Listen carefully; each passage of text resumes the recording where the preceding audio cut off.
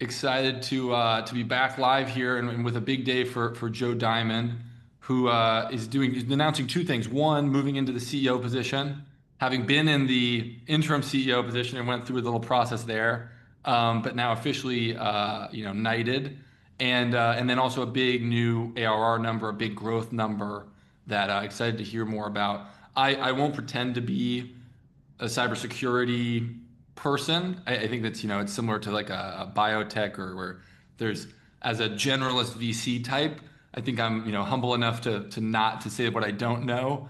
But so excited to hear, maybe to have you give a little bit about what you all do specifically for context for everyone, and then we can get into the details of the announcements. Yeah, fantastic. It's great to see you, Adam. Thanks for having me. Happy to start with just a little bit of the what we do and the problem that we solve aspect of this. And it's a board level conversation, and thankfully, and like we've seen a lot of momentum around it, which is just answering the age old question of what exists in our environment, right? And most organizations actually can't answer that question. So if you sit down with your kind of like average Fortune 500 CISO, they may think that they have, just as a simple number, 10,000 devices in their organization, and they actually have 25,000, right? And when they don't know what that 15,000 delta is, that means that also they don't know the controls that are on it. They don't know if it's safe. They don't know if it's protected. They don't know where their containers are in a lot of cases. They don't know where their IoT and OT devices are in many cases as well. And the solutions that exist in market and the controls that they have are not helping them solve this problem. And that's where Axonius comes to play, is just making sure that you have an always up-to-date inventory and perspective on what all the assets are across your organization and any issues that could be going on with them, so you know and you can follow up on it. And so there's been a huge growth. One, you're moving into the CEO position after a stint in the interim CEO position. Yeah. Would love to hear a little bit about sort of the decision process there and what was happening internally. But that's also happening at a moment where you just clocked, 100% year-on-year growth, growing from 100 mil ARR to 200 mil ARR. And so I'd love to hear how those are sort of intertwined or not intertwined, and what you think has led to both.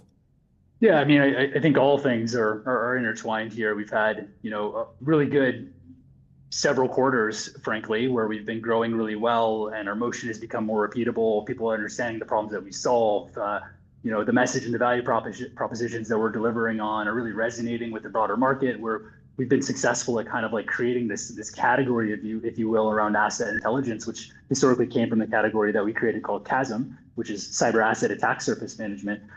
So of course, all of these things are connected. When the business is performing well, people are happy, and the outcomes are kind of landing where you need them to be, the rest sort of follows. And I think you referred to it as being knighted. I think it highly increases the likelihood of being knighted. Yeah. That makes sense. Yeah. This guy's doing pretty good. Maybe we should, give him the throne. Exactly. Even if he's a little bit of an untraditional candidate in some ways. Well, but you had been at the company for a while. You had been in different positions before. Yeah. So you had deeper understanding. I think one of the really interesting, I'd love for you to help put your growth in the context of the larger sort of AI moment, and what parts of it you think are a part of, like, is it a lot of that? I think cybersecurity risk and AI cybersecurity risk is, I'm sure, a super hot button issue for anyone that has a broad, surface area, if I'm using the term right. What do you think about that? Yeah, no, it's a good question. It's a fair question. I would say that AI has played a role, but it's not the most prominent role. We have a lot more acceleration that is yet to be had as a result of AI. I mean, really, when you think about how big the motion has really become on the AI side, it's like really over the last 9 months where I think we've seen a huge amount of acceleration. And these are lagging indicators for cyber vendors with sales cycles that are, 6 months or whatever the case, because we tend to focus on the largest of the large organizations in the world. Like we're Fortune 100, Fortune 1000, really focused, right? We get into a global 2000 with a global footprint, but we tend to focus on the largest of the large. So sales cycles are long. AI is a part of it, but it's not the end of it.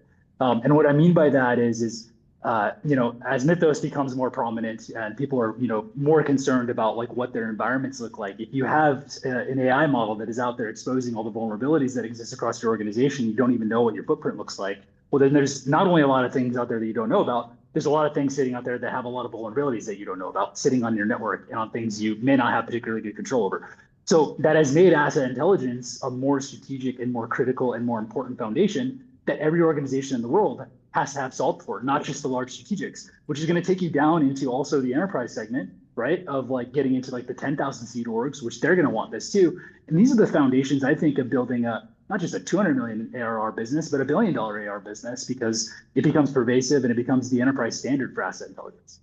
Take us into that sort of enterprise process a little bit, and give us any notes you have about how things have stayed the same or changed. Because I feel like from the outside, and someone who isn't, involved deeply in enterprise sales processes, you hear really massive numbers from Anthropic where they, added some ridiculous amount of ARR over a certain amount of time from big organizations and things like that. But I think that you have a really interesting lens in something where, like, how those timelines have stayed the same or shifted, where, are these enterprises and these really, really the largest organizations, are they in a rush? Are they not in a rush? Or do you feel like, companies are sort of business as usual, or are they having a moment the same way, San Francisco is obviously like freaking out on a day-to-day basis?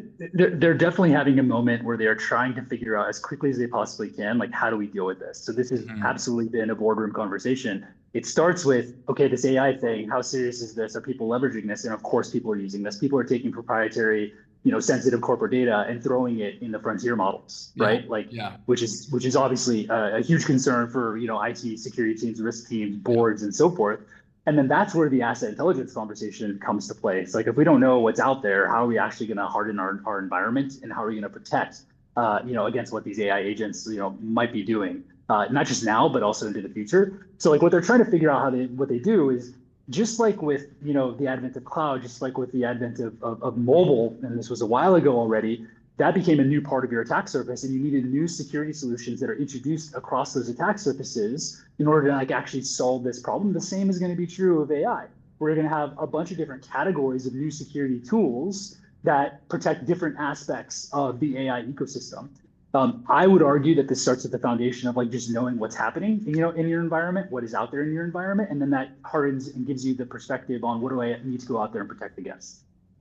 And so it's so crazy to me to even think about a scale of an organization that large, and to be off by that magnitude in terms of the assets that are available. So, and maybe from a ground up understanding, like, what is considered an asset in what we're talking about in these numbers and these counts? Yeah, so I mean, we look at like 45 different asset classes, but just as like simple examples, it would be traditional endpoints, like laptops. It will be desktops. It will be networks. It will be IoT and OT devices. It will be software that is installed on those devices. It will be the SaaS applications that people are using. It will be the identities that are then tied to all of those things. And you need to not just understand that, hey, I have an identity over here. You need to understand that I have an identity over here that has access to this device that is connected to this network. And as a result of this, this device is not patched. And as a result, I need to go and remediate a vulnerability that exists on that specific device. If you don't have that correlation, you don't know what you actually need to go off and solve, and you don't know what you need to go off and solve in a prioritized way. Now, exacerbate that, put an exponent on it, and that exponent is AI, because AI is going to basically expose all the different vulnerabilities that exist, like I said, on those devices that you don't know exist. And because that becomes, I saw a great quote from someone, or someone said something about hackers, or basically that there's not that sophisticated of like cybersecurity risks or hackers or whatever, someone who would maybe come after your network outside of state actors are oftentimes not that sophisticated, because if you're really, really talented, you would just get paid a lot to be really, really talented within the bounds of the law. But in a situation where AI makes untalented bad actors much more talented, right? You basically are it's like the anti version of, oh, everyone's a developer now, or like everyone's actually, every bad guy could be a hacker now if they so choose. Is that so ground up, just understanding what you have, and then, but you mentioned SaaS as like someone having Claude, or someone having some AI, or someone plugging in information to it. That becomes where you provide visibility so that they can then actually make decisions on it. Yeah, that's right. And I think you nailed it. Like it is the democratization, not just of software development, in terms of like anyone can go off and build software. Now, that might not be enterprise scale software, by the way, but like still people can go out and build stuff without necessarily having particularly robust skills. The same is true for threat actors, where Yeah, you don't right. have to be a particularly great threat actor anymore. You can just like leverage AI and some packaged exploit kits to go off and run pretty sophisticated campaigns and programs and have pretty decent success with it. And because you can move so fast from a machine speed perspective on that now, you're going to get through on some stuff. So I feel like within maybe it's similar to like, cybersecurity or insurance, where oftentimes it takes a big moment or takes something really bad happening to spike we really need to pay attention to this now. Has there, on an industry level, has there been something that's happened that you feel, or are people still in the preventative mode? Because I feel like, maybe something that wouldn't be a headline to someone outside the industry, but that comes up in boardroom conversations, or that would be something that has made outside of, I think Mythos obviously had sort of that sort of broad moment without there being Yeah, a specific bad I actor. mean, I will say people in the security industry don't necessarily like salt thrown on wounds or stones thrown in glass houses, as they say. So I'll stay away from that for a moment here. But to answer your question, it's happening every moment of every day right now, because as people are taking this proprietary stuff and they're throwing it into the frontier models, that's becoming sort of like the basis of how these models are being trained against, with proprietary sensitive information that is coming from these organizations in a lot of cases. That stuff can become public knowledge in a way in which you did not want it to become public knowledge. Those are all risks, right? Yeah. Those are all highly sensitive pieces of content in a lot of cases. And like just in the same way that we talked about, shadow IT years ago, now this is like essentially the same thing is happening from an AI deployment perspective, where people are just going off, okay, I'm going to use Claude to do my job because it makes it easier for me to do my job, but it's not sanctioned by IT or security, and I'm just doing whatever I want, and I'm not that educated on how to do it properly. You're kind of hosed, and the company's kind of hosed too.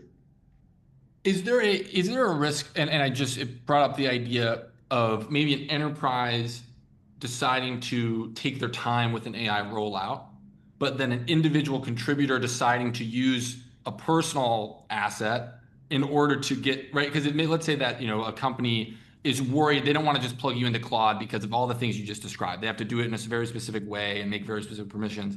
But then things, information moving off of their asset, spread, or their what they have control over is, Yeah. I don't know, is that like, how are you said it's just sort of happening all the time, and I think that's one of the most interesting parts of the cybersecurity industry. You just don't hear about the constant Yep. sort of battle that's happening underneath the surface. So is it really just at a level of yes, and it's constantly being dealt with?